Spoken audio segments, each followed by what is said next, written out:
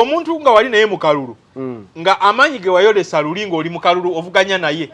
ate goyoleseza nga akalulu kawedde mangi okusinga ge wayolesa luli kitegeeza olina ekikusike kyogezaako okubikira simanyi oba okategeera amanyi munyagwa gayolesa okuva erwava mu kalulu gatadde ku Kyagulanyi singa yagolesa luli nga tukyali mu kalulu wandibadde waliwo ekirala ekyamanyi kye yali alina okukola ku olwo afaananako omuzanyi w'omupiira omupiira ne gugwa nga bakubye goolo 6 ku bwereere ate n'asigala mu kisaawe ng'ali ku training akola adduka ng'akuba emirundi sokisi ayambadde nampya n'omujoza jeemu naguli gwe yabaddemu ate ayambadde mulala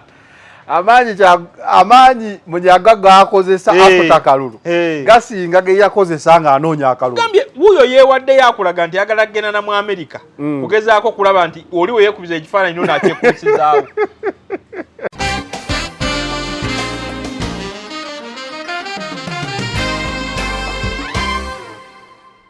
ebyobufuzi enzanya gy'obizanyamu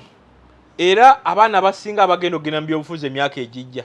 balina okubeera abeegendereza ekimenya amateeka n'okumanya nti how do you conceal your intentions okutuuka ng'ovuddeyo okulaga abantu nti ekyo kyoyagala tulina okuddayo twebuuze nti how was Kyagulanyi able to conceal his intentions okutuuka we yajja mu 2021 ekyo abasinga bakibuusa amaaso nti yakweka atya mu luzungu babayita ba Disembola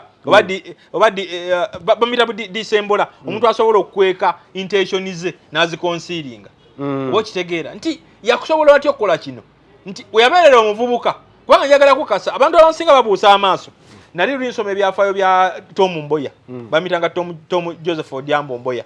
yali mukulembeze e Kenya eyo naye ku myaka 29 Tom Mboya yali akivinze bina omuntu byalowoozaako mu myaka gye n'ab'ekikumi gye bataakola nti ku myaka 23 yali afuuse akulembera abakozi ku myaka 25 yali afuuse Secretary General owabakulembera abakozi aba Kenya Workers Union ku myaka 29 bamutwala Ghana mu All Africa Conference n'afuuka Secretary General kati ne ulamu bwa Kyagulanyi obuyinza okuba nga obwa Tom Mboya nti mu myaka we yagoreza 3 buli kimu mulamu yali amaze okukyakivinga 27 oba kitegeera buli kimu yali akimazi ebitawanya bampugo olwaleero nti ye yali amaze okubyakivinga kati ekyo kikulaga nti yajja si muntu wa bulijjo but how was he able okonsiringa intentions ze zonna zonna okutuuka we yakiraga mu 2021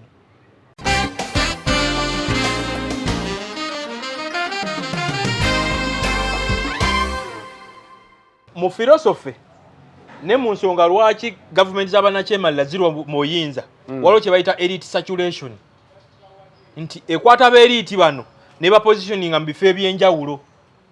oba okitegeera oyinza n'okwesanga eyo gye yagenze omusala gwa miliyoni nga 4 naye nga gavumenti yamuganye nti 15 tugenda zikuweerawo endala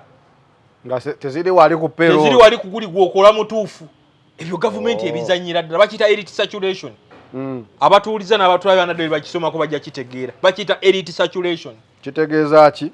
gavumenti ekwata abantu ne bapositioninga mu bifo ebyenjawulo wanu nga yeewala bwe bandibadde bafuna sinister motives eyoga nti gavumenti eveeko ne bafuula comfortable kyovola nti nno buli agudde mu kalulu gavumenti ejja nemugamba nti tukutute ministry yino tukutute genda omezendo kwa zegundi ez'amajaani tukuwadde obwa advisor tukuwadde obwa RDC kati oba keepingirawo nga obasaturating okuva mu kifo kino ekirala obazza wano awalala so oba keepingirawo nga bali idle mu kiro kimu basobola okufuna ekirowoozo bagamba nti tugende tufune we tutuula tulabe gavumenti neva atya kuki kati ebyo byonna gavumenti ebikola you are making them busy tonzagamba nti omuntu yali opposition nga ayagala gavumenti eveeko yabananyini TV ate bamwaniriza nnyo ne basimba n'ebitooke oba okitegeera kyekugamba nati we yali woba toyombye kino njagala kikubuulira woba toyombye omuganda agamba wootera okudda woba ofuuse honorable kati gwe tewafuuka kansala waoba olina edduuka mwe wali otunda oba mu bookshop mwe wali okola toyitawo ng'obaddala nga tonnamalayo bangi b'omanyi nga lwe yagamba nti agenda mu byobufuzi nga agira ku opposition bamugoberawo ku mulimu tobamanyi ne bangi b'omanyi nga yagamba nti ngenda kwesimbawo nenzira ku kaadi y'NRM bamuleka nga asigala akola paka naawe yagenda mu kalulu ate n'amala ne kamukuba ate era nadda ku mulimu gwe gumu kati ebyobufuzi professor olabayo nnyo ebyobufuzi ebayo amawulire emabega w'amawulire abasinga batasobola kumanya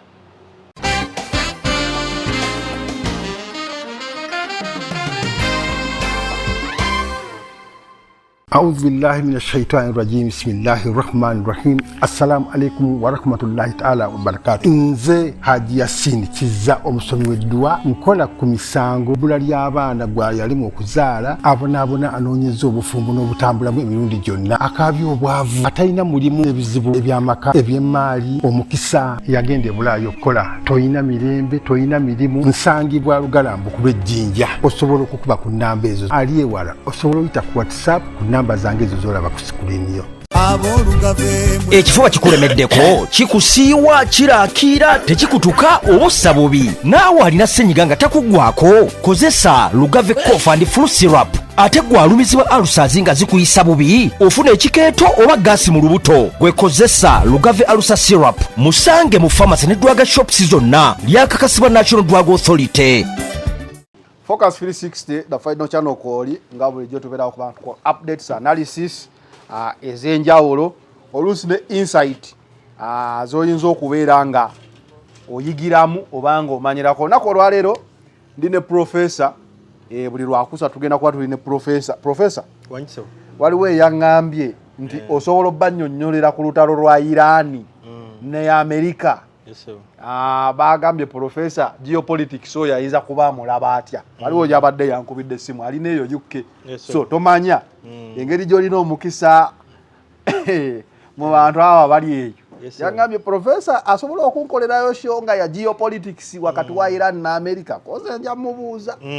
annyonnyolemukko then tujja kubanga tulaba soko buze kuba tulaba tutandike abatulaba n'abatuuliza bassebo ne bannyabo twongera kubeebaza bwebaza buli lunaku bwe mutulaba ne mugula kaddata kamwako oli n'agamba nti programu eba ya ssaawa nnamba kangirabe ate era ngimaleyo twongera kuweebaza bwebaza bassebo ne bannyabo ne ntumira ku baganda bange bonna aba Buyikwe South ne Buyikwe District nnyina njongera obatumirako so nina ne mukwano gwange mwagala nnyo ina mukwano gwange okwano go wakyamba ina mukwano gwange njagala mukakasa nti mwagala nnyo wakyamba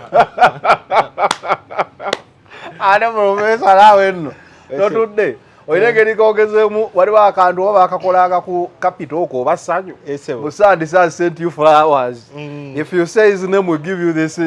bitch of flowers oli yakwate sira hello mukyala wagambye muteebe oba it was Valentine's Day oteebe erinnya lye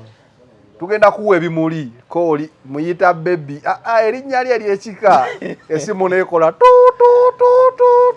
we have lost that one naye professor oyinenge gyosirikiriddemu neŋŋamba okay katusigale eno nga bulijjo tuba tusibako Haji Yasin Kiza musomi wa ddwa bwalina ebizibu ebyenjawulo omukubirako ku namba y'essimu gy'olaba wansi awo n'abeera ng'asobola okukuyamba mu mbeera emu oba endala ate era ne tutambula ne Lugave Herbal Cough Syrup wamu ne Lugave Ulcer Syrup Herbal Ulcer Syrup Lugave Cough Herbal Syrup gwalina Herbal Cough and Flu Syrup gwalina sinuses emiro gikusiiwa olina ekifuba ekyo ekitawona aboogera nga buli ssaawa yeekololakolola kozesa Lugave oyo ajjako akalaakira kajja kuvaamu otererere ddala ate gwatawanyagizibwa ulcers acid reflux bloating ng'olina kyolidde ne ulcers kutawanya okozesa Lugave Herbal Ulcer Syrup yejja okukuyamba mu mbeera eyo. Bakakasibwa National Drug Authority era nga basangibwa mu maduuka gonna pharmacy wamu ne batunda ebintu by'abana Uganda gwali emitala w'amayanja. Ate Airtel ne kugamba nti there are over 50 million prizes of to be won weekly. Simply pay any merchant using Airtel Money and enter weekly draw to win smartphones, hotel stays, spa treatment, dining vouchers and so much more. The more you transact, the more your chances of winning. Nyigabonyizi *185*9# okusasula oyingire akalulu ako osobola okuwangulira ebirabo ebigendere mu bukadde 5 buli week. Airtel Money is accepted and everywhere. Airtel Money is instant, secure and borderless. Airtel Money regulated by the Bank of Uganda. Professor olunaku olwaleero President Robert Kyagulanyi Ssentamu yabaddeko luli baleeta bifaananyi bya Capitol Hill wano ndaba yabadde ali ku House of Foreign Affairs mu USA ng'alina gwasisinkanye ekifaananyi kitambula ogenda kuba otunnyonnyolamu ku mbeera eyo eyongeddeyo olutabaalo lwe olwa international community okubeera nga esobola okumuyambako kuba waŋŋamba nti okukwata obuyinza it is beyond akalulu waliwo geopolitical gundi z'oba olina amapeesa g'olina ozannya okulaba nga ofuna obuyinza n'exposure balina nabo okukumanya ng'era we yagamba nti yagenda okubeera nga abalaba in person era ndowooza kyongera okutulaga nti had he stayed under house arrest bino tebyandibaddewo. Then there is a political vacuum, opposition political vacuum eriwo nti abaali bagamba nga we want to erase Nuupu we want Kyagulanyi ave mu politics waffe amwonoonye even with this departure nga taliiwo wano mu Uganda era waakiri webaera balina kyonnekyo byobufuzi ekyokwogerako kirina okuba nga kyekuusa ku NUP ne Kyagulanyi somehow tulemeddwa okubeera nga tufuna omuntu gwe tugamba nti muteeketeeke kati ateekinze position ndowooza kituzaayo ne mu 2021 nga beesiga amaze okugamba mbu tagenda kwesimba waako ye ebyakalulu there was a vacuum eyaliwo awo eyali esobola okutwalibwa abantu abamu nga we wamenya ne bagitya so tuzzeeyo mu eyo embeera. Joyce Baagala yakomyewo ku TV addemu akakalabya emirimu gye nga bwe yakikolanga. There are mixed reactions ku mbeera eyo abamu bagamba oba otya omubaka n'ova ku TV n'ogenda n'okomawo twagala tutekeera obulamu bw'omubaka because abantu basuubira nti oba ofuuse omubaka olina ekinene ky'ogenda okufuuka bwe kiri si bwe kiri. Then ndowooza tutambulira awo for now ebineeyongerako tujja byongerako mpola mpola. Visit ya Kyagulanyi ku Congress House of Foreign Affairs etegeeza ki mu politics we? So nze ndowooza nti simanyi oba wakyegendereza amawulire ennaku zino gafuuse gakkekwa. Amawulire gakkekwa, amawulire gafuuse matono. Kati mu mawulire waliwo kye bayita bromide oba triad. Bakiyita ki? Bromide oba triad. Ge mawulire abantu ge baba bakooye. Ennaku zino kyetoolodde nnyo mu mawulire. Abaasoma amawulire bakitegeerera ddala nti waliwo face ne narrative gye bali bagezaako okusiiga abantu abasiga gye bakooye mu mawulire nga ebadde etambuzibwa baligimu apologist Frank Gashumba kati n'ennaku zino omu yabafaananira ddala Professor Nsibambi batambuza ekintu kyekimu kati buli woogenda omu aba ali kusanyuka omulala nga ali ku NBS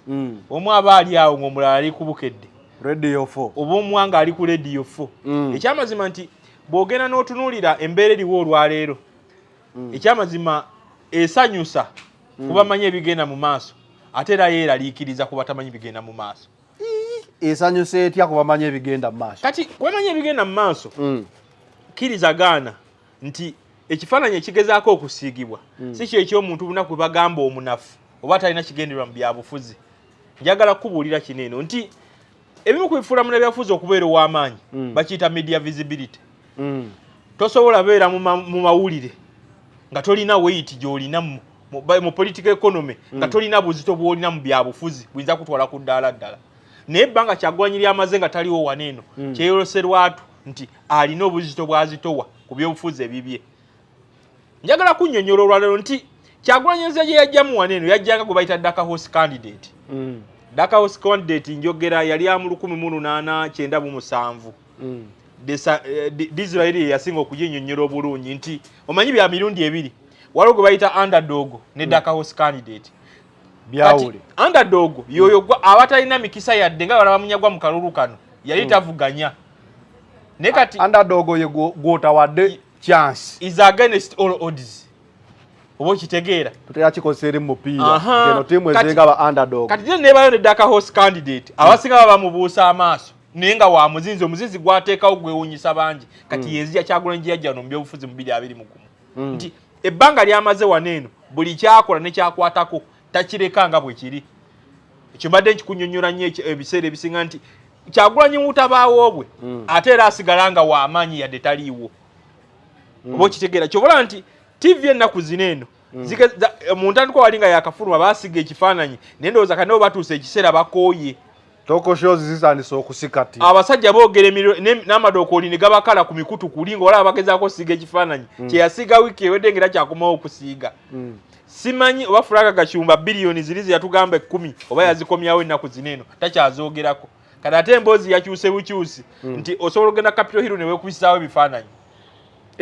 Munyagwa yasuubiza wiiki nga tenaggwako agenda tuleetera ebifaananyi bye ng'ali ku Capitol Hill oba okitegeera mbu era Capitol Hill just parliament nga olaba eya Uganda nga olaba abaana b'essomero bwe bagenda balambula esebo kati ekyo njagala kikunyonyola nti omuntu nga wali naye mu kalulu nga amaanyi ge wayolesa luli ng'oli mu kalulu ovuganya naye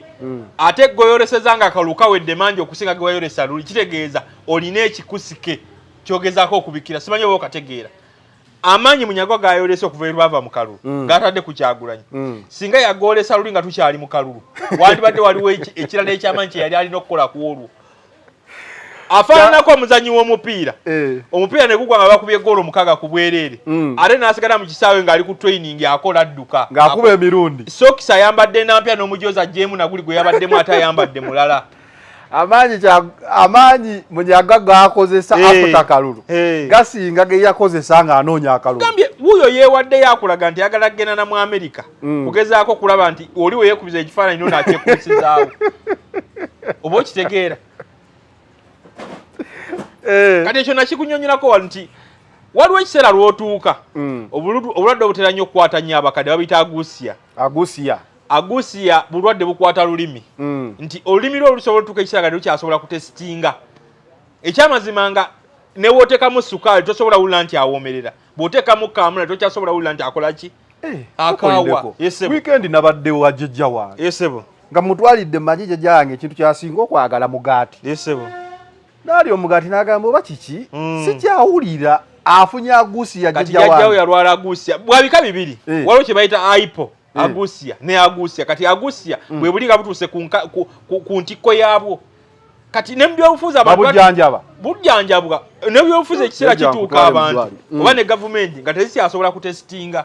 kubanga ekyamazima olaba olwaliro ebyobufuzi ebitambula gavumenti yaluzinga test mu byobufuzi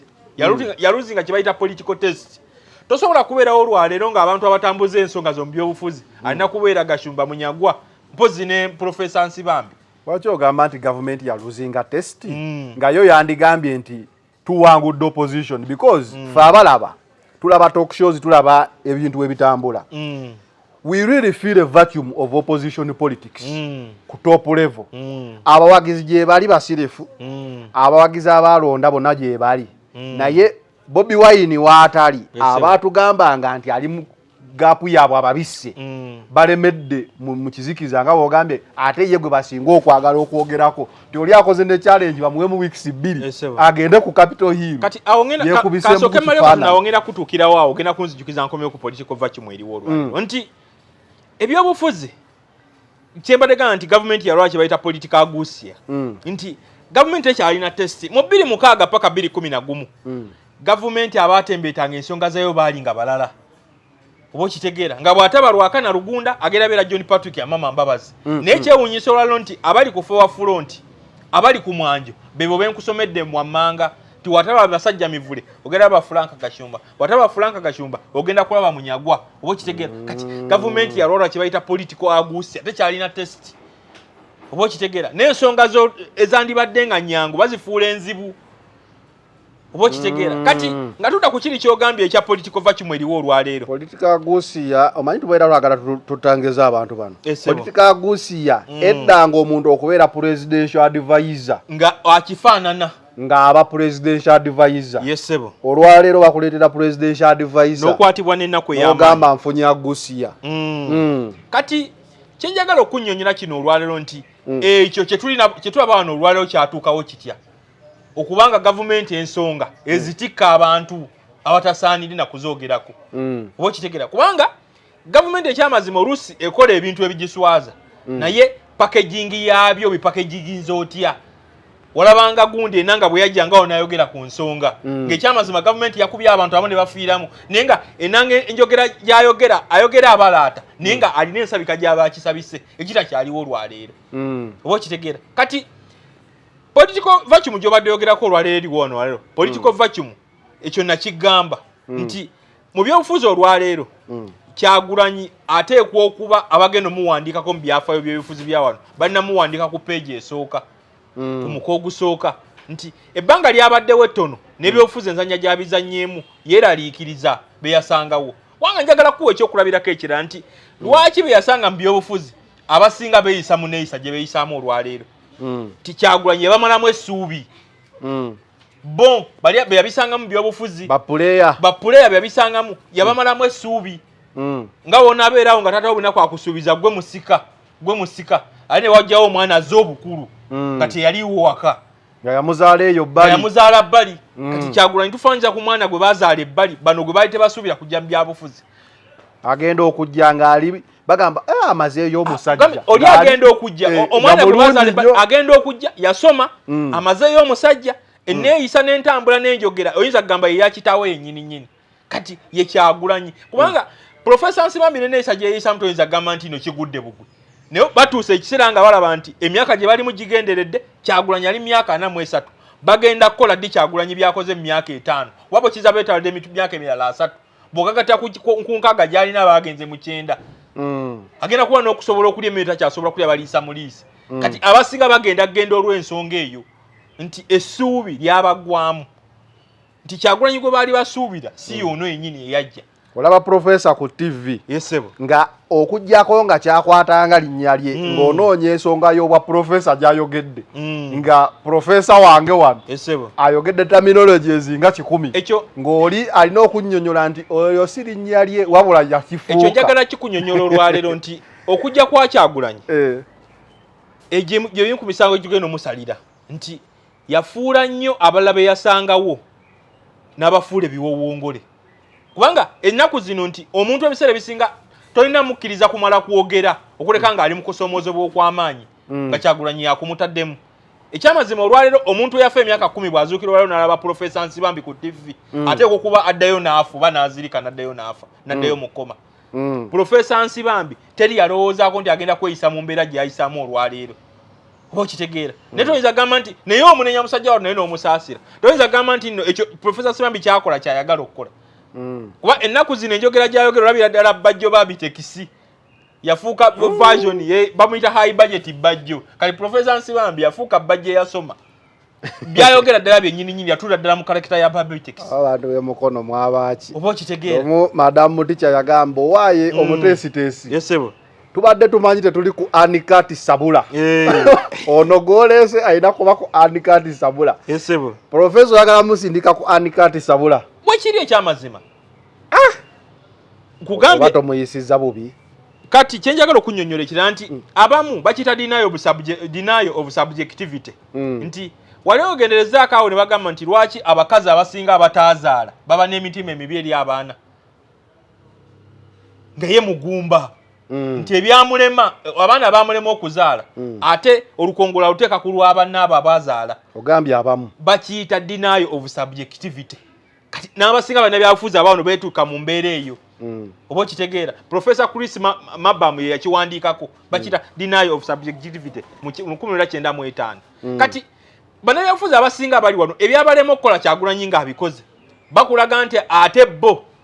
balina kuwalana biwalane kyovula nti osanga omuntu ng'akeera ku TV buli lunaku kwogera ku ekyo ate oluusi kyatasobola kukola n'ateekawo ne record nti mu weeks 2 ngenda baleetera ebifaananyi nga ndi ku Capitol Hill ukyanga lubanga lwa mmindi okimanyi nti mu Uganda olwayo waliwo bannabyabufuzi nga abeera ku toko shows mu wiiki ezisukkaana ku TV ku radio ku TikTok oba okitegeera kati bagufuula mulimu basalawo ne bagufuula mulimu ogw'amaanyi naye kyenjagala kukubulira nti kyobadde ogamba kyava kimu nti mu luzungu bakira hegemonic gap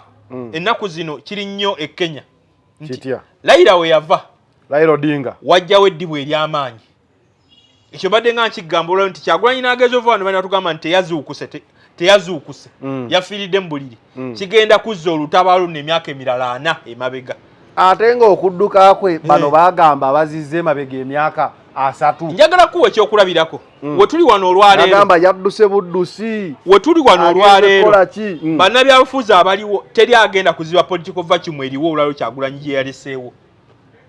Bakiyita hegemonic gap. In fact wano olwaleero tulina kye bayita classical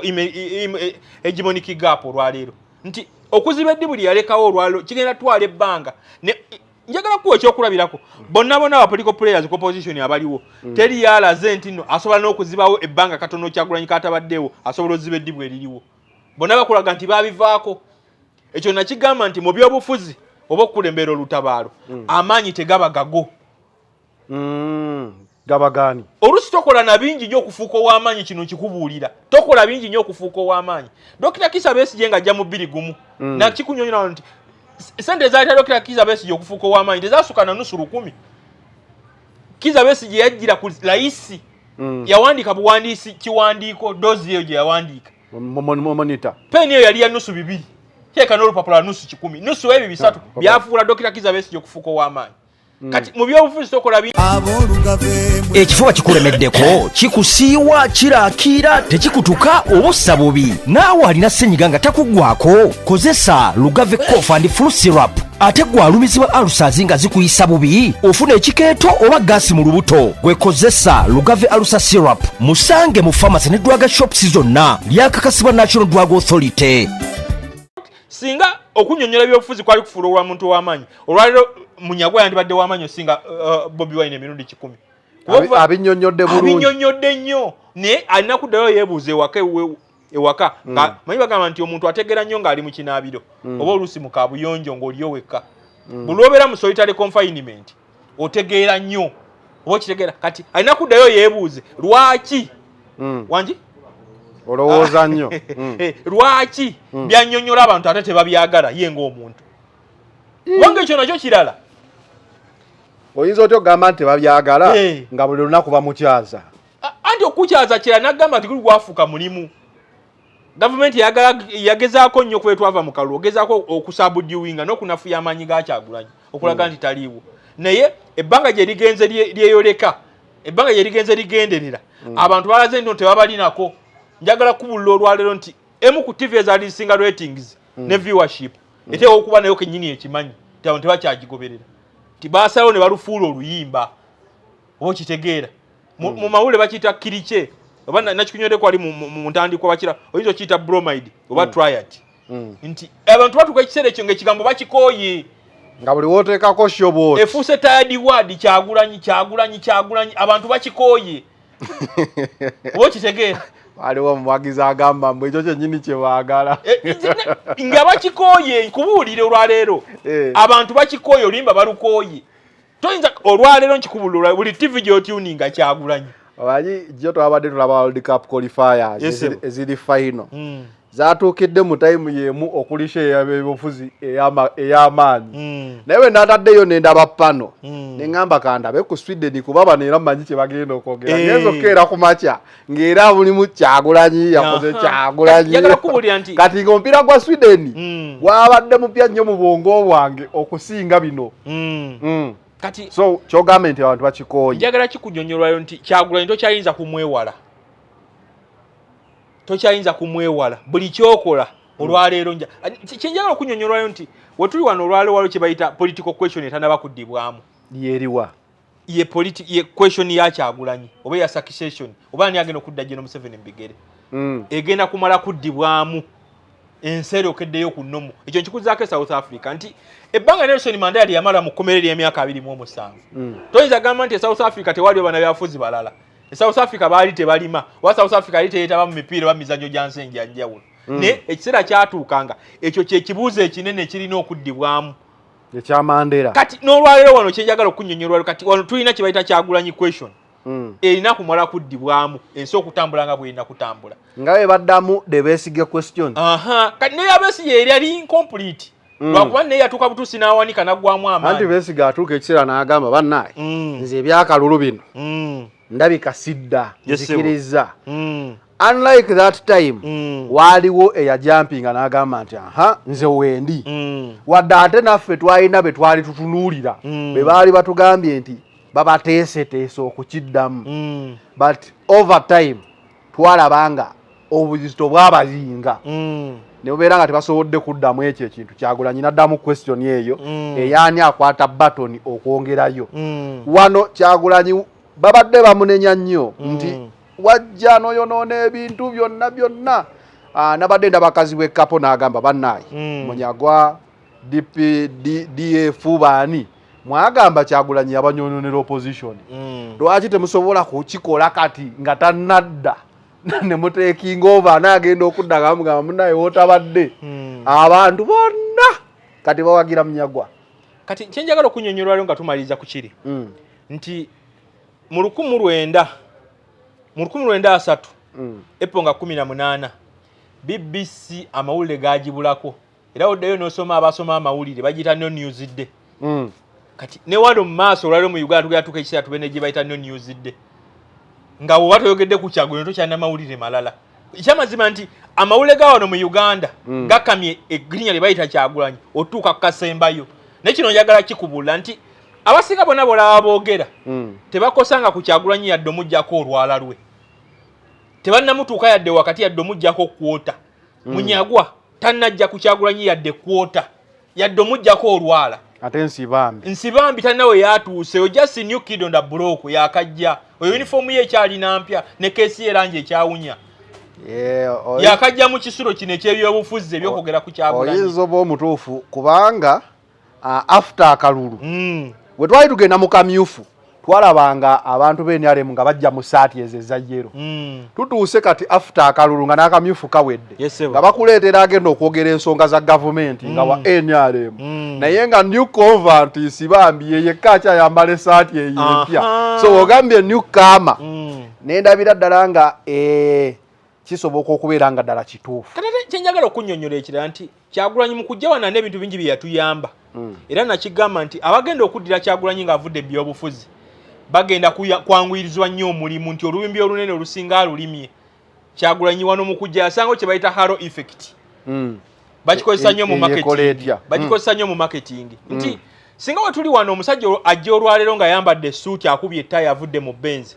Ffenna oluusi tufuna endowooza nti muffe oyo yasinga otegeera. Oba okitegeera. Kati ne bannabufuzi bano baali bazimba gye bayita halo effect mu bantu ba bulijjo. Ng'omusajja ava e Masaka eyo muwanvu alina ku lubuto ayambala amasuuti n'anyenya obusumuza tuga ono ye ntikko oba ye ntabiro ya buli kimu ey'okutegeera. Kati ekyo yajja n'akitemaatema naga nti omusajja asobola okujjira mu jjiini oba mu ssaati ezirabika obubi naye nga entegeera ye esinga ey'abali bakiyita halo effect. Abantu abasinga bw'atunuulira omuntu alowooza nti ye kamulabye nga anyumye bw'ati ayambale talina bunafu bulala. Ekyo kyeyolekera nnyo mu maaso ya Simpuuga wano. Yamenya bangi emitima okusinzira mu katuli mu baali bamulabira olwaleero njagala kubula. Tikati ebyobufuzi bisinga okusinga we tubirabira. Halo effect eyo gyoyogerako omanyizo buli w'osomesa nga ndireetinga n'ebiriwo. Eddanga omugagga yenna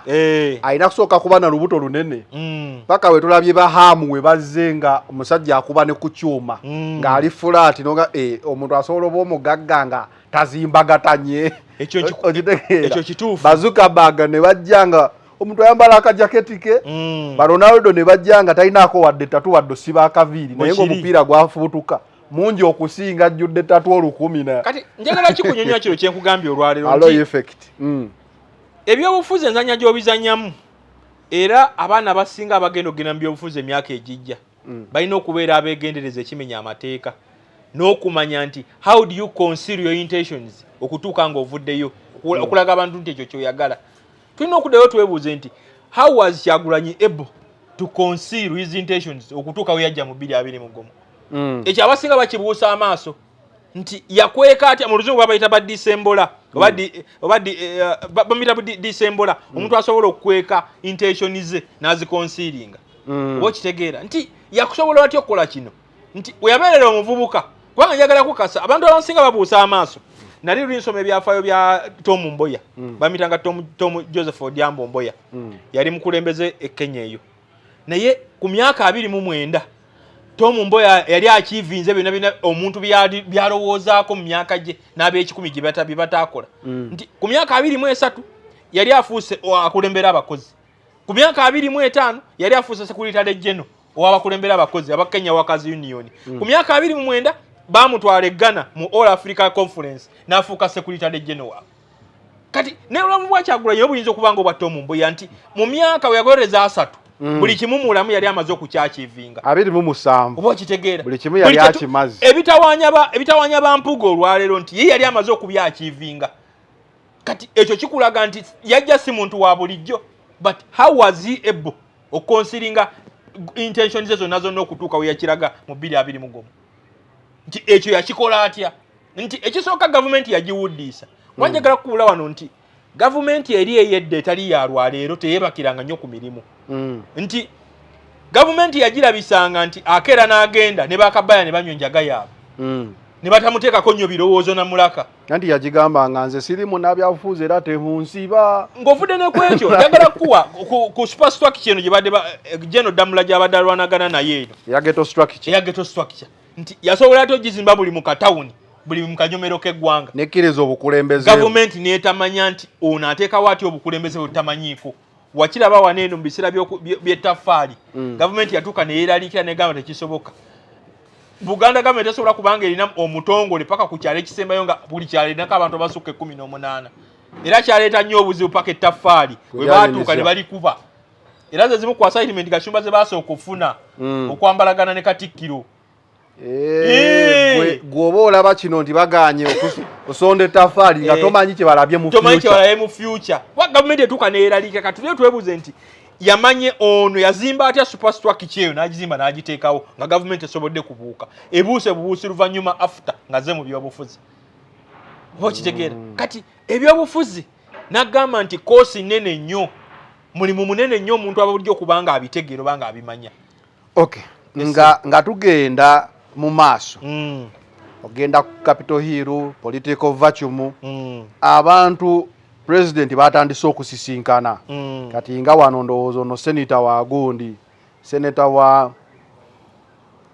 Congress Committee responsible for Foreign Affairs House of Foreign Affairs Committee kati tuli ku bagambye njagenda ku Capitol Hill nekubye bifaananyi mbireete meeting nga zino osobola okugenda okulambula White House naye ate we bagamba omulambuzi yagenze n'atulako ne mu Oval Office n'ayogeramu ne Trump biba bisoso okulambula so ebifaananyi bya Capitol Hill tusobola bifuna naye meeting nga zino omulambuzi obulambuzi tasobola zifuna kitegeeza ki politically gyali. Kati njagala kikuwulira kino nti obukulembeze okukyuka kitwala ebintu bingi ebirabika bye banaabagamba oluusi ne batagenda bagamba. Naye njagala kukakasa nti mu power equation yonna ne power struggle toyinza kubuusa mukono gwa foreign interference oba okitegeera nti obukulembeze bwonna okukyuka nakigamba nti wano John Museveni kenyinyi teyavanga Sweden ng'era kimu bibiri baga yagenze Oslo kimu bibiri nti ali Oslo ali America kimu bibiri nti ali Norway Sweden na Norway operations esinga we yazizanyiranga ogende wa Gaddafi bagende oluvannyuma nnyo oba okitegeera ng'olutalo balutuuse ne wakati naye njagala kubula nti buli gavumenti okukyuka erina okubaamu n'omukono ogw'ebweru ekyo abasinga bakibuusa amaaso era in fact nabadde neetegereza wano ennaku zino nti gavumenti yaleka bwe yakimanya ennaku zo yaleese etteeka ddamba sovereignty bill erya NGOs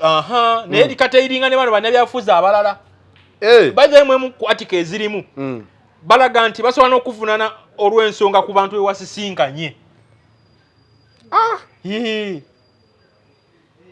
Eryo lirekawa chapter z'ebweru kuba nopu ye political parties egyensosa okulaba erina chapters ebweru Canada chapter, South Africa chapter, bani chapter west eziri eza diaspora. Bulijja abasinga politics wabo abadde wano wa Kampala katwe Kalerwe waliwa wa Kisekka. Kati eteka kyenjagala okubula nti kasaba ategedde ekyo government yadduse bukubirire nereeta sovereignty bill eyo kubanga ekisooka batya funding omuntu buli lwafuluma eggwanga n'agenda kati ng'abantu basinkana njagala kuula yagalagana nti buli lutabaalo lw'okukyusa obukulembeze luba lwetaaga ssente abantu ne baba bakwagala batya n'emmotoka togenda giteekamu mazzi ejja kunywera amafuta n'agamba nti mu kampeyini zino ezaggwa Kyagulanyi yakubanga lale ku miliyoni 7 ninga General Museveni abeera wakati wa bilioni 15 nanti yavuga convoy nene oba okitegeera kati kyenjagala okubulolayo kiri kiti nti bonna basisinkana kiri mu interest ye na kunyweza mirandira etya na buki byayagala mu maaso oba okitegeera etegeeze teekero erifuluma ekifaananyi nga kino kimuteeka under arrest muteekero yennyini epya lye baleeta mulimu section egamba nti abantu be wasisinkanye nabo kasi okomawo ne bakukyajinga ng'okomyewo balireeta wano mu maaso nga bali bisse nti ligenda kukola ku NGOs okusinga naye ne boosisinkana ne funding ye eya ssente oba okitegeera kubanga ebbanga liryo nene wanwaddewo Financial Intelligence Authority FIA nga ssente eziva ebweru kyekitongole ekyo kizisunza nekimanya nti ssente zino zize kuyamba bakateyamba ssente zino zizemu NGO bweziti kale bonna baabijjeewo obuyinza banne babutwala Ministry ya Internal Affairs nga ssente ate bazikubamu tochi direct kitegeeza oyinza baba bwadde CDF ekyo kirekawa foreign aid gye tudipendingako ng'eggwanga ani foreign aid yo nga ye yabwe ejja kujja kati bagezaako katayiringa opposition byabwe biri na civil societies oba okitegeera naye njagala kunnyonnyola nti mu bukulembeze bonna naddala mu kulafulana okukyusa obukulembeze bw'ensi gavumenti oba ligimu eziba ziriko zigezaako okukola amateeka mangi okunafuya oba okuzingamya oba okukoozimbya enteekateeka z'ababa baagala obajja mu buyinza naye ne bwokola amateeka nga genkanawa ekiseera nga kituuse ng'olina okugenda n'agamba nti ligimu naye ebeera ne life cycle yaayo Ibn Khaldun yakiwandikako bagira empire life cycle nti kasito otuuka nga ligimu ye ekaddiye ekuze efunye envi etandise kutambulira ku muggo eba erina kugenda kane onaakola amateeka agenkanawa wakiraba South Africa wano ku bazungu abazungu baakola buli tteeka eryetaagisa buli tteeka ebbi n'ekiseera kasita kyatuuka nga obukulembeze bw'abazungu bulina okugenda ndowooza ne basimba okukola ebbiri alire apartheid law era baatuuka ne bakola ki baatuuka ne bagenda kati Kyagulanyi abantu bonna ba meeting ab'enjawulo asinkana bano asinkana bali kiri mu interest ye kumanya nti mapeesa ki amatuufu ge tulina okunyiga mapeesa ki age twetaagisa okunyiga gatuyambe ku kino kye tulina okukola naye tuyinza gamba nti amala budde era ndabye nnyo abasinga no nga bakizannya nti Kyagulanyi gyagenze nange nsobola okugenda waliwo ne yagambye bw'agendeyo wiiki ejja kwekubya bifaananyi ku Capitol Hill kati bano bagezaako kulabisa kiri kyakola nti kibi kyangu kinafu bagezaako kinafuya tekyangu nnyo tekina makulu ngani yali akikoze naye weebuuze nti naye mu lwokalu lwa president yaliyo yali yasinkana bameka luli oba okitegeera yesebo okay ensonga eyo tugirabye ensonga ndowooza katukomeoko wano ensonga ya katambi kano kembadde nnyonde olwaleero tesiteso program ndiwo ne bannanga abalala nze Joyce baagala kutuusa ku programu eno era nga ngenda kubeera n'abaka ba parliament babiri baatusedda mu studios tugenda kwatwogera ku nsonga ez'enjawulo ezigenda mu maaso omubaka wa parliament kuba tannafuuka fooma atuuka ddi okuddayo gye yatandikira twogera ku mukyala Joyce baagala amawulire nooza kati bagalabye obutambi butambudde yazzeeyo kusanyuka akole show TV ze yavaako ng'akola omuntu yandisuubidde nti woba ofuuse omubaka the financial benefits ezijjirako experience ne exposure we wandibadde ovuddeyo they expect you okudda mu society nga either you are the boss now naye katumulaba agendako era 12 kuba ku TV abamu baasese abamu ne bagamba it is okay kuba oba ofuuse omubaka tekitegeeza nti osuddewo omulimu gwe wasoma kino kye yasoma gwe nga profesa ekyo oyinza kukiraba otya kati njagala kunnyonnyola nti teri kintu kizibu nga bubaka bwa parliament mu Uganda wano olwaleero ekisooka n'abaka ba parliament bennyini bekuliyeti batondawo ensi etaliiwo oba okitegeera batambulambulamu obutaliiwo biseera ebisinga wanga njagala kuwa ekyokulabirako nti omubaka wa parliament woba wali okola ku TV nojjayo n'ogamba ogeze mu parliament ki ekikujjisa gye wali osuulewo enansana nojja nate notandika okupangisa ekira nga ne nyumba mpangise milioni 15 niwalomba ka parliament gwemanyi yagenda nga ne mu nyumba mpangise milioni 15 mu kifo ky'okugamba nti agende ku nkigizi z'ekibuga Kampala ebweru wa Kampala azimbe yiye kuba kitegeera nosanga mpaka parliament nga n'emmotoka ya 6,500 enywa amafuta ga mitwalo 5 buli kanako nekya kyenjagala okubula nti mu bibala ebituufu abaka ba parliament ebitundu 7 sinaba kukola kunoonyeza kuno mu parliament ewedde tebadde oba kitegeera return rate yiyo njikulaze nti ebitundu 7 tebakola ki tebakomawo naye abasinga besanga mu mbeera nga obulamu bwe badde balimu buzibu bwa kubeezaawo obulamu obwo buzibu bwo kennyini okubebeezaawo nga tebalina parliament kino njagala kikuwa kyakulabirako nti abantu abasinga mu gavumenti eno owulira balina faamu kuliko ente simanyi kakaaga ente simanyi zenkanawa alina faamu y'emmwanyi naye olunaku lw'oligezaako n'ava mu gavumenti nadda mu bulamu buno obulala obwa bulijjo faamu ezo zonna zikola pusinga wano twalina vice president Mulamba yalina faamu mu luguudo lw'emukono olwo naye kasa yava mu buyinza faamu zonna zaggwawo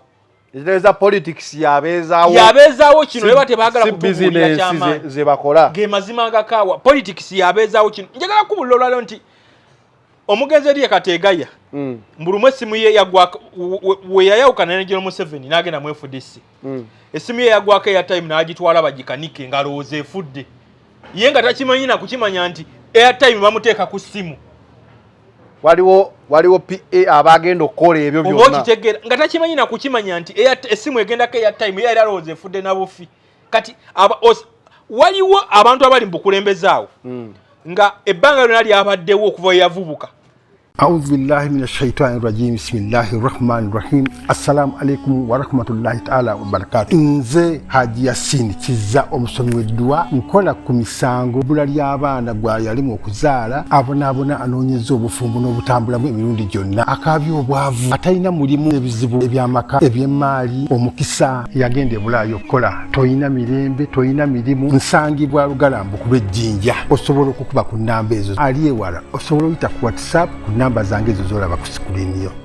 tagulanga ku mafuta byonna gavumenti ebadde bimusasulira kati teberezaamu katonda abaddeyo obubeezi emyaka 5 yagenda beera atya kati okomawo okusaba omulimu guno gye yatandikira toyinza kukyewuunya ate oyinza n'okukyewuunya olwaliro okumusanga ng'alina ne looni ezisukka obukadde 3 balina okuddamu okusasula nagamba nti obukulembeze obuyinza bwawo naddala obwemupi babukomashorayizinga okutuuka ku derisembayo nti ogenda ovuganya mu kaluuka obwemupi Robert Kyagulanyi abadde akizizza emabega najjanga akisabudiuwinga nga kinafuya nga kadi ekutaasa wangamba wano wofuna kadi osobola n'okwewola bwe kiri nti olwaleero nti Kyagulanyi kyeyateekawo ekirwadde kizeeko okuzza emitima gy'abantu abasinga okujjanga tebagenda kusaba ssente kubeera na kadi ya nuupu oba okitegeera nti obadde olaba wano abaana abasinga ng'avudde ku yunivasite najja nafuna kadi ya nuupu n'agenda n'awangula nga munaku muzibu oba okitegeera naye kati Joyce baagala naye kennyini ng'omuntu alina kwenenya yeekayika ng'omuntu nti yandibadde taddaluma mu mbeera eyo yakuddayo ku TV gye yasaba mulimu luli yandibadde adda mu mbeera nga luutu eno ali konkoshuwa nti yazzeeyo mu palamenti naye enzanya gye yazannyamu ebyobufuzi bye ye mutuusiza okuddawo wadda n'addayo ku TV asaba omulimu kati kirekawo ababa bagamba muzeeyo oluddeko nnyo minisita gundi n'alabyeko emupi eya celebrating okuweza emyaka 7 ezija baafidde naye nga yali yava mu kalulu kali ku myaka 7 twandisuubidde omuntu alina kuba mu retirement nze muzeeyi wange akaweza emyaka 6 naye era naye namugamba you have to retire wadde banne baali bamugambye you retire omale osabe nemugamba tekigenda kusoboka retire at 6 nawadde ndi awo nga ndabaka video yakansindikiddeko kansindikira nga MP omu yawangudde ng'ali mu birthday y'emyaka 7 naye nga yali yavaamu kangamba Ameriya yajjayo Hildaman nentuna nemugamba owaye yangambye olaba wangamba nkaddiye naye ono wa 7 naye ndowooza olaba ayingidde ekisanja ekiddako kati ate awo kennyini nakatono kenzijjukidde nti gavumenti eno okuva we yajja toyinza kugamba nti Joyce baagala ali awo by accident mu philosophy ne mu nsonga lwaki gavumenti z'abannakyemalira ziri mu oyinza waliwo kye bayita elite saturation nti ekwata abaelite bano ne bapositioninga mu bifo ebyenjawulo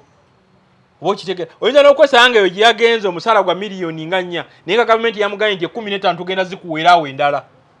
nga teziri wali ku payroll teziri wali kuguli gwokola mutuufu ebyo gavumenti ebizanyira ddala bakiyita elite saturation abatuuliza n'abatulaba nadde bwe bakisomako bajja kitegeera bakiyita elite saturation kitegeeza ki gavumenti ekwata abantu ne bapositioninga mu bifo ebyenjawulo wanu nga yeewala bwe bandibadde bafuna sinister motives ezo kandi gavumenti eveeko ne bafuula comfortable kyovola nti nno buli agudde mu kalulu gavumenti ejja nemugamba nti tukutute ministry yino tukutute genda omezendo kwa zegundi z'amajaani tukuwadde obwa advisor tukuwadde obwa RDC kati oba keepingirawo ng'oba saturating okuva mu kifo kino ekirala obazza wano awalala so oba keepingirawo nga bali idle mu kiro kimu basobola okufuna ekirowoozo bagamba nti tugende tufune we tutuula tulabe gavumenti neva atya kuki kati ebyo byonna gavumenti ebikola you are making them busy tonzaga nti omuntu yali opposition nga ayagala gavumenti eveeko yabananyini TV ate bamwaniriza nnyo ne basimba n'ebitooke oba okitegeera kyekugamba nati we yali woba toyombye kino njagala kikubuulira woba toyombye omuganda agamba wootera okudda woba ofuuseewo nalebo kati gwe tewafuuka kansala waoba olina edduuka mwe wali otunda oba mu bookshop mwe wali okola toyitawo ng'obaddala nga tonnamalayo bangi b'omanyi nga lwe yagamba nti agenda mu byobufuzi nga gira ku opposition baamugoberawo ku mulimu tobamanyi ne bangi b'omanyi nga yagamba nti ngenda kwesimbawo nenzira ku kaadi y'NRM baamuleka nga asigala akola paka naawe yagenda mu kalulu ate n'amala ne kamukuba ate era nadda ku mulimu gwe gumu kati ebyobufuzi professor olabayo nnyo ebyobufuzi ebayo amawulire emabega w'amawulire abasigaye batasobola kumanya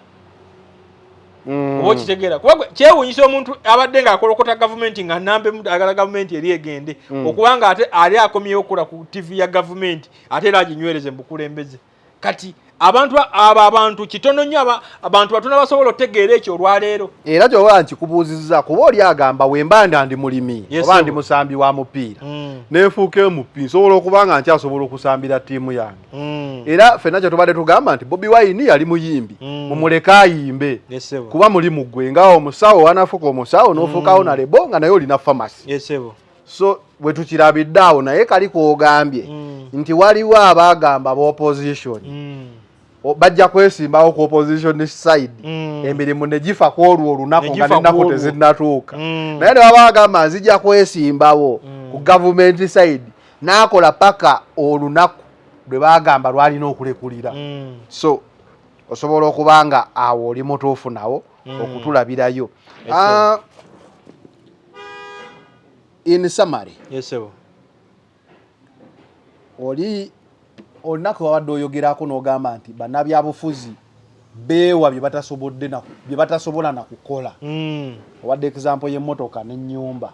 munnabyabufuzi omupya ayingirayo taamu 1 because tulina ne bakyali baffe abayingiddeyo oyinza bakuba munnabyabufuzi aba atya kuba kati ate munnabyabufuzi eyaliyo ng'agamba nkola byabwe MP bamuvunaana obutagula ambulensi obutaddiza ku bantu omuntu agoyingewa ng'ayingidde politics kati kyemmanyi olwaleero mu byobufuzi olina okumanya lwaki wawangula manye eyo nsonga nkulu njagala okitegeera olwaleero nti munnabyabufuzi yenna olina okumanya lwaki wawangula eriyo bannabyabufuzi abawangula mu kalulu kaneeno nga teyawangula lwakuba mugezi nga mukazi naye nga yawangula lwakuba alina figa nnungi nebbina eddene yabo gye bali mu kalulu njagala tukikkanyeeko nga batunulira posita ne bagamba eno we sigitiikire kati woba wawangula lwakabina kanene nakubeera na figa nnungi kuuma figa tokkiriza kabina kuluuzinga kati munnabyabufuzi yenna woba wajja ng'ensonga kuwayimirira entuufu kwogera nsonga ziruma abantu ezo zennyini kwoba osigala munnabyabufuzi woba ekyakuleesa kwasa abantu nnaku kuba nagamba nti abalonzi sympathy vote akulonda okusinziira ku byetaago ebiba biriwo akadde ako eri abantu be baalonda nga bamulonda lwabakwasa nnaku akaana kato omusajja mukazi we yakafa omusajja mulema tumuwe omwana yakafiirwa maama we yakafa oba okitegeera kati omanya ekyakuwanguza ekyo kyoba osinga okukuuma nendasebo woba afiirwa mukadde wo ng'osigaza omu tugenda mu kisanja ekirala nga n'oli avaawo njagala kubula naye ekirala abantu kye balina okumanya ki kino abantu balina okumanya kino nti abantu bategedde nnyo ku mulembe guno omubaka wa parliament afuna ssente mmeka eyo nayo nsonga nkulu ekyamazima abantu basobola kubanga bakulonda ovuga ka VTs ojidde emmotoka ya bukadde 6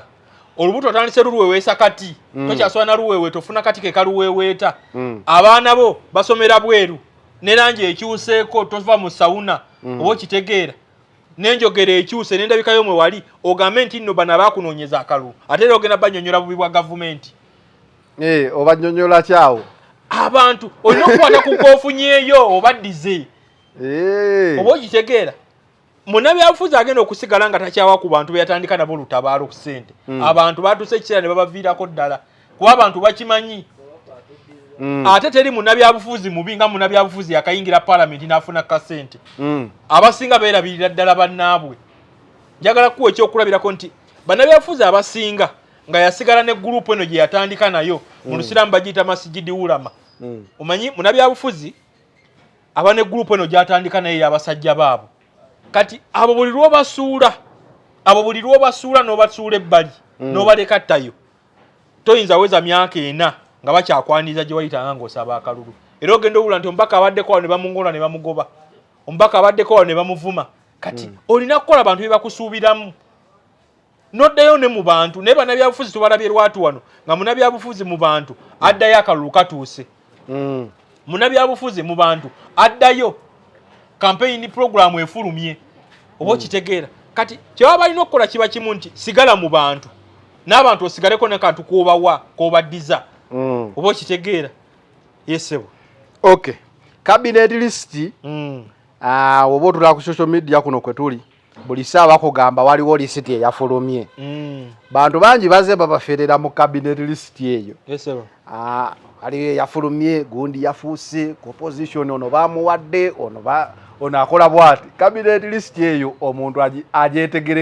agyetegekera atya kati ekisinga kiba kya byabufuzi bangi mbalaba ku ludda oluvuganya batandise bateeka ku list eyo naye ebiseera ebisinga ababa bavuganya baba beeyagaliza ebifo ebyo mu maaso bagikozesa nga tuulu okuba bano nalabya Abubeka Kawalya okuba nafuya mu bantu baabwe waliwo ebitambula nti ku list essaawa yonna yandigirako afunye challenge waliwo nekifaananyi ekyafuluma ku piraawo bagamba haji ekisiibo kikola otya netugamba eri yali ddiini ate bagamba mu parliament tugenda kuliira ewegoni nga onobeera ku workplace ekyo nakiyitako kati bamuleese ku cabinet list esatulating nze ndowooza ensonga za Abubeka Kawalya zikulembeddwa nnyo abo abamuvuganya oluusi abeeyagaliza ebifo bye naye ndowooza naye akadde katuuse empiki z'ebyobufuzi atandika okuzannyira ddala ng'omuntu aluddewo ebbanga mu byobufuzi oba okitegeera naye lisa eyo bunange bwe nagitunuulira namanyirawo nti waliwo ebyobufuzi emabega w'ebyobufuzi manye ekyo nakigamba kikulu nnyo nti ebiseera ebisinga si kyangu era mbadde ndaba abasinga ba buloga ensonga eba yakagwawo n'agikomentingako bugenda otuuka enkera ssaawa 2 ng'ate vidiyo bagijjeeyo ne Lutamaguzi naye balina ke balaze nga abuuza speaker Amongo oba okitegeera ne bagamba Lutamaguzi nga yeewombeese nnyo ne bamutandikawo naye avuddeyo n'agamba ye ng'oli mukama we alina omubuuzaako naye tekitegeeza nti alina akafo kanoonya mu byobufuzi era kyeyogedde kyekituufu kuba kati ye nga ye tetumusuubira genda na Jambiya kubuuza Anita Amongo na Jambiya kuba babaka ba palamenti bonna ate oli mukama we ate bammemba ba Augusta House basuubira okubeevinga honorable nga naye empisa bennyini bazirabika ekitiibwa kya palamenti bakola ki naye ensonga ya Abubeka Kawalya eri nti alina okutandika okumanya ebyobufuzi agenda bizannya ntya mu bbanga eddako ery'emyaka 5 kuba kyerose lwatu nti ye ng'omuntu alina bangi abeegwanyiza ekifo kye era bateekwa basinga okufiiwalinga kino okutambula okugenda mu maaso kati ye nga ye alina okumanya nti ebyobufuzi bino agenda bizannya atya mu bbanga eriddako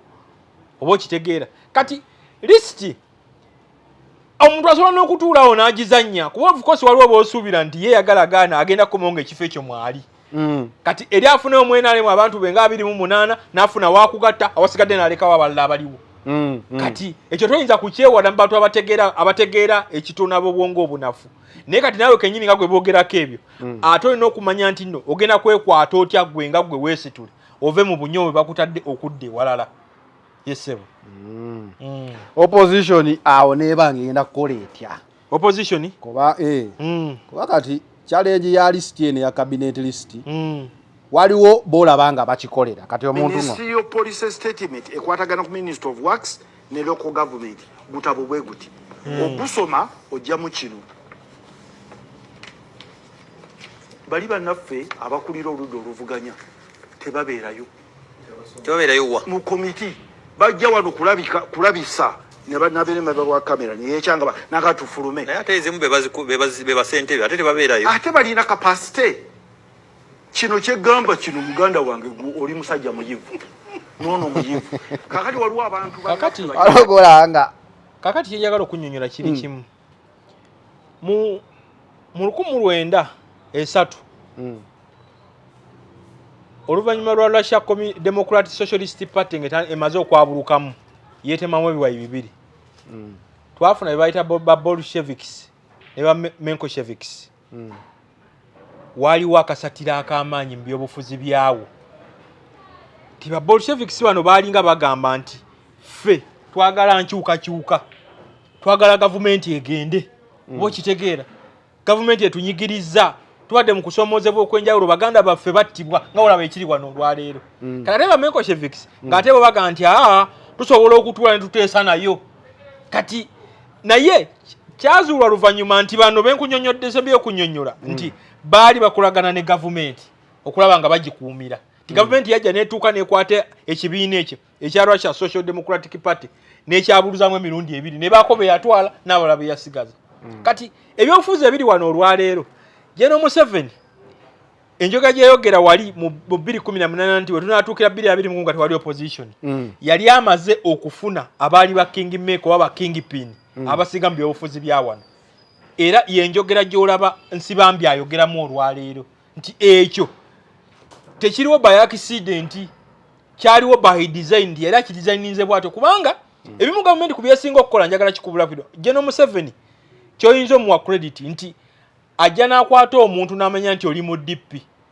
n'akulekayo ebbanga lyonna ng'oli eyo omusaavingira oli eyo naye nga tonna wali olabikidde naye okulekanga akimanyiiko ye yekka naawe alina ati w'ekijaasi oba okitegeera bwapuleyinga mu politics nti kale sigalayo naye ng'onkolera ate n'ekirala n'abamu ku bennyininyini abaali ku ludda oluvuganya njagala kuwa kyakulabirako nti gavumenti eno ngezi bw'ogenda n'osaba visa nga yabyabulamu ogenda India kujjanjaba ogenda otuuka India nga gavumenti biliyo yagisasudde dda era abasinga abadde ku ludda oluvuganya gavumenti yabakwatira mu kanyomero ako mawe olwalwala kasa yagenda ebweru okujjanjaba gavumenti nefuutinga biru ye yadda ayogera ludikya ate omuntu akuwadde obulamu oba okitegeera gavumenti egezezaako okuwatanya mu biseera bingi era abasinga bonna abadde ku ludda oluvuganya abasinga abalwala abafuna mu kusomoozebwa mu bulamu bwabwe badda tebakyali ku ludda luvuganya nga bonna baasala eddiro ne badda eri oba okitegeera kati ebyobufuzi nga bw'obiraba bayita ne ku kyabannaddiini kyennyininyini kyabaddiini kyebadde tulina tugenda kyogerako nti bano bennyininyini bolaba olwaliro abali ku opposition ne kati nga bafuuse ba gavumenti kuba gwe ddayo weebuuze nti lwaki Nsibambi eyakasala eddiiro tava mu mujozi gw'NRM nga sekuritale jeno w'NRM ate tagwambala buli lunaku sekuritale jeno w'ekibiina ye tayambala mujozi ogwo buli lunaku andi olina okulaga abantu nti wajjidde ddala n'abalina bilioni 5 ze babasuubiza tebali mu mujozi gwabwe ogwo tebagwambadde naye nga bamanyi nti essaawa yonna bilioni 5 ziri zifuluma so twandikaye nti bandibadde bambala bwe batyo basanyuse omukulu akasente kafulume nga bukya aziri sente siza byabufuzi oba okitegeera kati kyenjagala okukakasa nti Nsibambi nga ye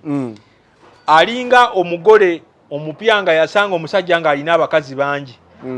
n'alaba bbaawe ng'aliko enkyakya n'ayagala ozifiirako azikuute zigende mu lunaku lumu jozi wakola akantu n'ogamba Kyagulanyi yakwanira gavumenti omukazi omukyotala yesebo n'olaga nti omukazi omukyotala tasoboka busobosi toli bukusa omukazi omukyotala kiri kino kyenjagala okunnyoya nti oba agezaako kuba mukazi mukyotala era naye ate oba kyagezaako okukola naye njagala kunnyonnyola nga nkusigira ekifaananyi ekinene omukazi omukyotala kati omukazi omukyotala basiringa kubeera ku saidi za Jinja eyo ne Fort eyo abayindi balwa nnyo mu bifo ebyo kati ne bazaalagana mu baddugavu be basangawo naye omukazi omukyotala alina embeera zino bwe ziti tasiimuula nju tawaata talima oba okitegeera n'ebitandikirwako ey'emirimu gwakeera okusooka okukola kusosola njala nakwesiga kizigo nazaako okusiika omukazi omukyotala talya boyiro alina kuba bulungi kati nebimu ku Kyagulanyi byakola wano mu byobufuzi nga yakajja yakwanira General Museveni abakazi abakyotala bangi mu byobufuzi kuba gwe njagala kuwa example y'abayimbi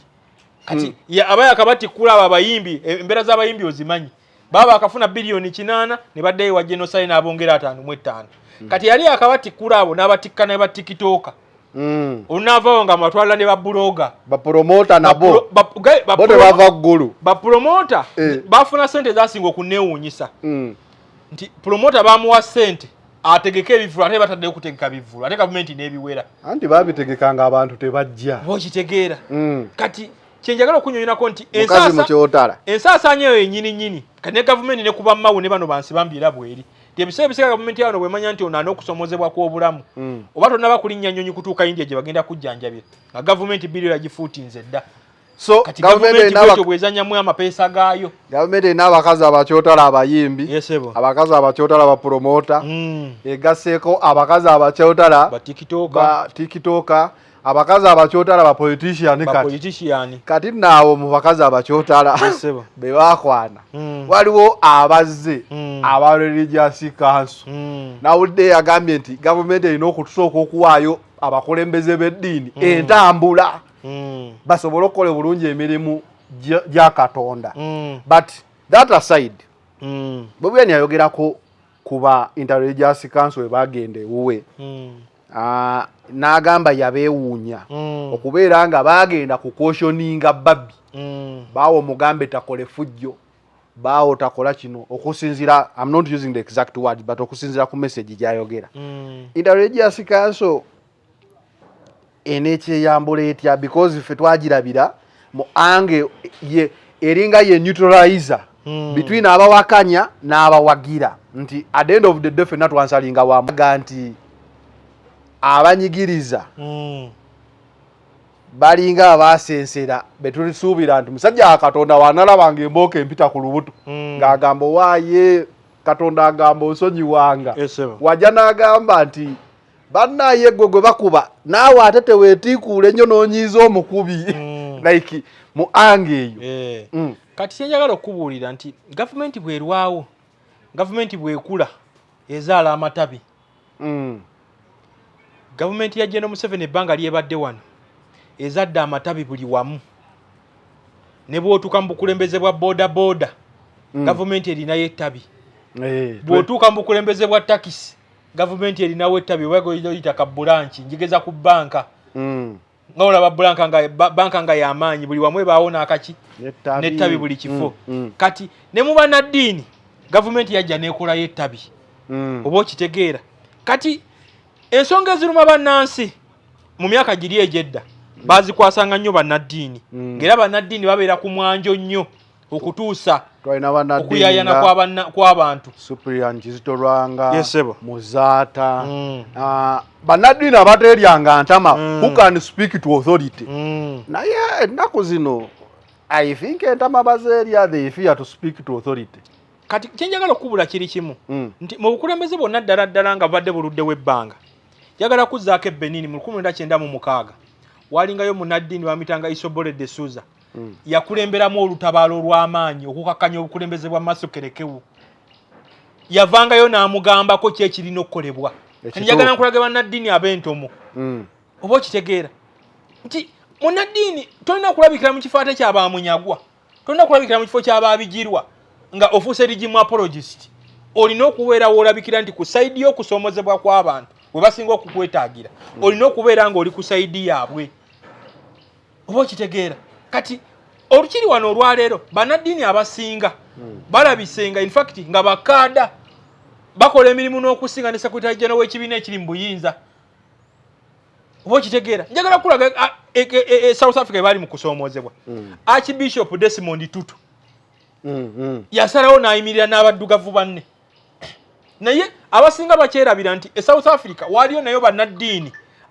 baliyo bannaddiini abaali bawagira abazungu bafutubale ku baddugavu ate ng'era nabo baali baddugavu bannaabwe. Lucas Mangope yali munnaddiini e South Africa. Yali munnaddiini awadde emirimu ng'Abafirika abagamba ng'agamba Abafirika abaana bamwe temubagamba genda kutta bazungu temubagamba simanyi abaana mbakuumire ewaka abaana basigale ewaka nga olaba kibakola waneeni. Yes, replica ekyali South Africa okukiza waneeni. Oba kitegera anti yayinza okuba nga akugamba ekituufu n'akugamba munnaye ono ogenda eri ojja kufa nkwagala oli mulamu obe ng'osinza Katonda awo aba akoze ensobi ki munnaddiini. Kati kino njagala kikunyonnyola olwaleero nti okulafuubana nga mwagala obukulembeze obupya njagala kikuzaayo ku bannaddiini abasinga okijjayo. Bamuyitanga Archbishop Turkson yaliwo e Ghana y'omu ku baakulembera omuli ogw'amaanyi oba okitegeera mu biseera bya mu bufuzi bwa rolling. Kuba rolling ze Ghana yatuuka ekiseera nga neetagambwako yakwata abaana b'emesomero abaali beekalakasa n'abakuba amasasi live. Oba okitegeera kati kyali kyetaagisa Archbishop Turkson naye n'avaayo ne bwoddayo mu 1986 Philippines mu biseera bya Ferdinand Marcos walingawo Archbishop Juwani yali Archbishop w'e Manila y'omu ku baakulembera olutabaalo olw'amaanyi era paka we baawangula obukulembeze bwe nnyini abantu babujjo ne beddiza obukulembeze obwo. Kati bannaddiini ebiseera ebisinga balina kulabibwa mu kalakita eyo oba okitegeera si kwekobaana oba okitegeera ne batandika okukolagana ne bannakyemalira okufutiza abantu. Kwanalayo abantu nga bagamba interregi yasikanso mwakola bubi nnyo mandibadde mugenda kugamba bali muve ku nnyumba y'omusajja naye obubaka bwe mwatwala ate bwalinga buvunaana ate adduse. Kati kino njagala kikubuulira ebiseera ebisinga naddala mu Africa mu sizoni ezikyakula abantu abo benandiise beeriiti beeriiti baba tebeetaaga kwetaba mu lutalo lujjako obukulembeze kuba ebiseera ebisinga babeera comfortable aba takyalina kyayagala kuba gwe njagala kukakasa Archbishop olwaliro yeetaaga kyolowooza buli kimu akifuna